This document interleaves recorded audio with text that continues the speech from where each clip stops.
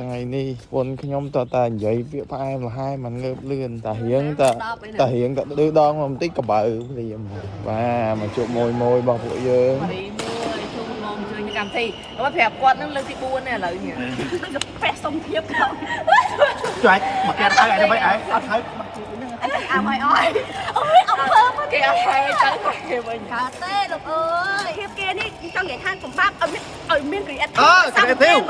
មើលគេឡើងចេះ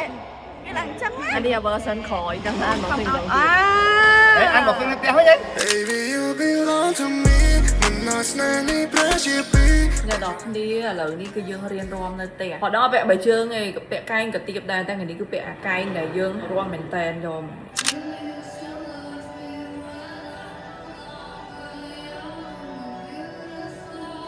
ថ្ងៃនេះគឺចេញដំណើរទៅជើញធៀបចាអ្នកម្ដុំហ្នឹងធៀបតំទៅធ្វើឲ្យអា final ដែលខ្ញុំស្រឡាញ់ហ្នឹងហ្មងឯងតំ final ទេចា Baby you belong to me មិនណាស់ស្នេហ៍នេះប្រជាពីអូមកនេះណាមកនេះគាត់ទៅកែវចាគាត់និយាយតែមួយចាអូឡើយអំណោយចាមកដល់ផ្ទះចូលរួមកម្មវិធីចាគាត់និយាយតែបើមានពេលទៅជួយទៅឲ្យជំនួសចានឹងមានពេលជួយចាអត់នេះល្បីគេផ្ដាំភ្លាមគៀវបំពងចាបងគាត់តំបើហាងនៅលើផ្លូវធំហ្មងនេះនៅចិត្តលក់អត់លហែនេះឥឡូវគាត់ធ្វើគៀវឲ្យភ្លក់ចាគេហៅដូចគៀវរបស់គេអូផាត់ថៃខ្លាំងណាស់គៀវផាត់ថៃឲ្យបកៀមតែមានជាតិបងជាតិថ្ងៃនេះស្ដាច់ចូលចិត្តផាត់ថៃនេះទឹកជ្រលក់គាត់ជាតិផាត់ថៃវាអែមដែរផាត់ថៃហ្នឹង signature គាត់បងប្អូនឥឡូវនេះគឺពិស័យ1ឡូរ៉ូបបាទនៅខាង Enjo បាទនេះអ្នកនរគ្នានេះរ៉ូបរាល់ហ្នឹង